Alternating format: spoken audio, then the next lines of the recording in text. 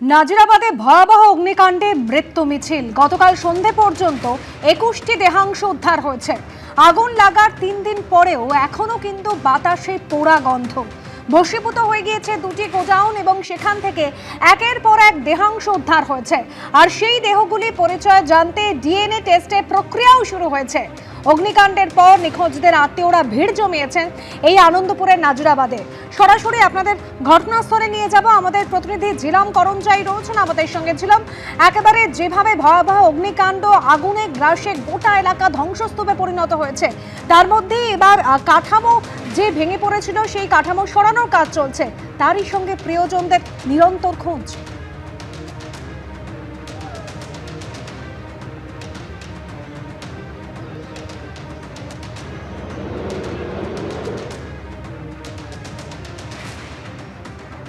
আমরা যোগাযোগ করার চেষ্টা করছি আমাদের প্রতিনিধির সঙ্গে। ডিএনএ টেস্টের প্রক্রিয়া চলছে, একই সঙ্গে নিখোঁজদের আত্মীয়রা তারাও ভিড় করছেন।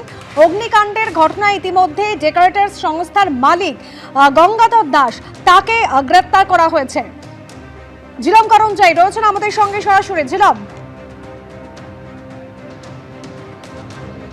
একদমই ঘটনাস্থলে আমরা রয়েছি। দেখতে পাচ্ছ যে পেছনে এই যে ক্রেন, এই ক্রেন এই মুহূর্তে নিয়ে আসা হচ্ছে। কেন নিয়ে আসা হচ্ছে? কারণ যে কাঠামোগুলো রয়েছে, যে দুটো গুদামের, সেই দুটো গুদামের কাঠামো এই মুহূর্তে যেটা উদ্যোগ নেওয়া হচ্ছে, এই কাঠামোকে ভেঙে উপরে যে করার সেই প্রক্রিয়া। প্রথমে একটি ক্রেন আসছে এবং এরপরে একটি ব্যাকহো লোডার আসবে, এবং দুটো দিয়েই তারা যেটা করতে চাইছেন, আমার সহকর্মী অভিজিৎ যে দেখাচ্ছে, এই ক্রেন ঢুকবে, ক্রেন ঢুকে যে লোহার কাঠামোগুলো আছে ওগুলোকে টেনে তোলা, এবং যেগুলো নিচে আছে সেইগুলোকে একদম উপড়ে ফেলার জন্য এরপরে ব্যাকহো লোডার আসবে।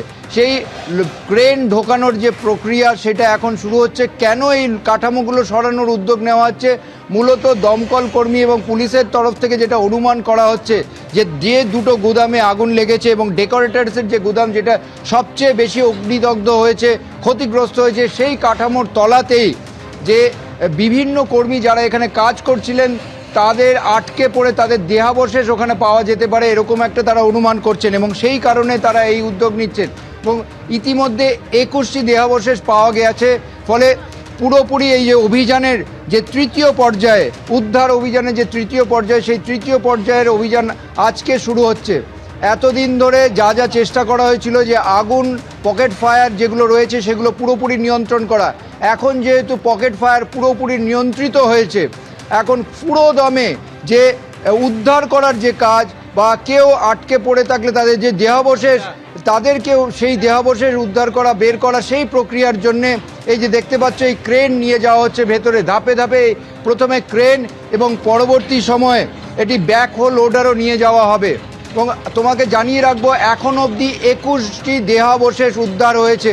পুলিশের তরফ থেকে অনুমান করা হচ্ছে এখন অবধি এই ভেতরে যারা যারা আটকে পড়েছিলেন, যারা এই অগ্নিদগ্ধ হয়েছেন, তাদের যে দেহাবশেষ সেইগুলো উদ্ধার করার জন্য সামনে যে দেখতে পাচ্ছ যে প্রথমে ফুড চেনের গুদাম এবং তারপরে ডেকোরেটরসের যে গুদাম, সেই গুদামের কাঠামোগুলোকে প্রথমে ভেঙে তারপরে উপড়ে ফেলার যে উদ্যোগ, সেই উদ্যোগ নেওয়া হচ্ছে।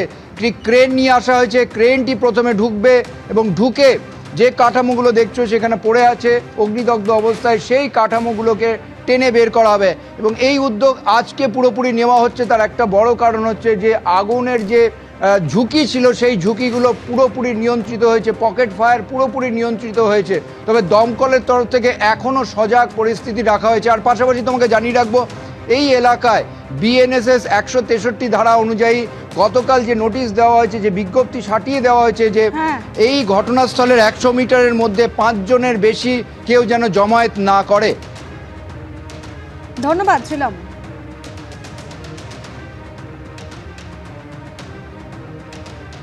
ক্রেন আনা হয়েছে, উদ্ধার কাজ চলছে। এরই পাশাপাশি দেখা যাচ্ছে মর্মান্তিক ছবি। যারা ভেতরে জ্বলে পুড়ে একেবারে খাঁক হয়ে গেলেন, তাদের আত্মীয়রা এই ধ্বংসস্তূপ পোড়া ছাইয়ের ভেতর থেকে এখনো কাছের লোকের দেহাংশ খুঁজে বেড়াচ্ছেন। ঠিক যেমন গোডাউন কর্মী বুদ্ধদেব জানার বাবা শঙ্কর জানা। আমার ছেলে খোঁজার জন্য আসছে। আমার ফুলের কাজ করতো, আমার ছেলে 5-7 বছর কাজ করতো। রোববার দিন আর শুনলে 7টার সময় ফোনে কথা আছে, ভিডিও কলে। বাবা 2-3 দিনের কাজ আছে, 2-3 দিন পর চলে যাবো। কোথেকে ফোন লাগাতো, তখন ফোন আর সুইচ অফ। উদ্ধার কাজ চলছে, আর তার মধ্যে একের পর এক দেহাংশ উদ্ধারের মধ্যে অগ্নিকাণ্ডে নিখোঁজ গোডাউন কর্মীদের আত্মীয়দের অভিযোগ খোঁজাখুঁজির ধরন নিয়ে। খোঁজাখুঁজিটা ঠিক মতো হচ্ছে না। এই যে বিল্ডিংটা আছে, বিল্ডিংটার ওই সাইড থেকে লেবার রুমটা ছিল, খোঁজাখুঁজি ভিতর পর্যন্ত ভালোভাবে কালেক্ট করছে না। এবার আমি দয়া করে বলবো যাতে ওইটা ভালো করে কালেক্ট করে, বা পুনরাবৃত্তিতে আমাদের যে পরিজন হারিয়েছে সেটা যেন জানতে পারি, বা নিখোঁজ না হারিয়ে গেছে না মারা গেছে কোনো কিছু বুঝতে পারছি না। আমরা আজ গত 3-4 দিন হতে চলছে আমরা এখানে পড়ে আছি। প্রশ্ন উঠছে, কেন এতগুলো মানুষ ভেতরেই জ্বলে পুড়ে খাঁক হয়ে গেলেন? কেন তারা আগুন লাগার পর বেরিয়ে আসতে পারলেন না? ডেকোরেটর সংস্থার প্রাক্তন কর্মী বলছেন গোডাউন থেকে বেরিয়ে আসার দরজা তালা বন্ধ ছিল, এমনটাই তিনি শুনেছেন। আমার কয়েকজন চেনা পরিচয় ছেলে ছিল, তাদেরও দেখার জন্য এসেছিলাম, কিন্তু এসে যা দেখলাম খুব খারাপ লাগলো আমার। বেরিয়ে আসার রাস্তাটা ছিল, কিন্তু গেটে শুনলাম তালা মারা ছিল, কিন্তু একটা গেট ছিল শুনলাম, যেটা বাইরে গেটে তালা দেওয়া ছিল, ভেতরেও গেটে তালা দিয়েছিল। এটা একটা খুব রহস্যজনক ব্যাপার মনে হচ্ছে। আগুন নেভানোর ব্যবস্থা কোনো কিছু ছিল না এখানে। একাধিক প্রশ্ন কিন্তু রয়েছে, আর এরই মধ্যে আজ নাজিরাবাদে 20 জন বিধায়ককে নিয়ে যাচ্ছেন বিরোধী দলনেতা শুভেন্দু অধিকারী। তার আগে নতুন নির্দেশ প্রশাসনের তরফ থেকে, ঘটনাস্থল এবং তার আশেপাশের 100 মিটারের মধ্যে 5 জনের বেশি লোকের জমায়েত নিষিদ্ধ করা হয়েছে। ঘটনাস্থল পরিদর্শনের পর আজ নরেন্দ্রপুর থানা পর্যন্ত মিছিল করার কথা রয়েছে শুভেন্দু অধিকারী। আর সেই মিছিলের আগেই বিজ্ঞপ্তি জারি করে ভারতীয় ন্যায় সংহিতার 163 ধারা জারি করা হয়েছে। নাজিরাবাদের ঘটনাস্থলে জমায়েত হলে তথ্য প্রমাণ নষ্ট হতে পারে, সাধারণ মানুষের অসুবিধা হতে পারে বলেই মনে করছে পুলিশ।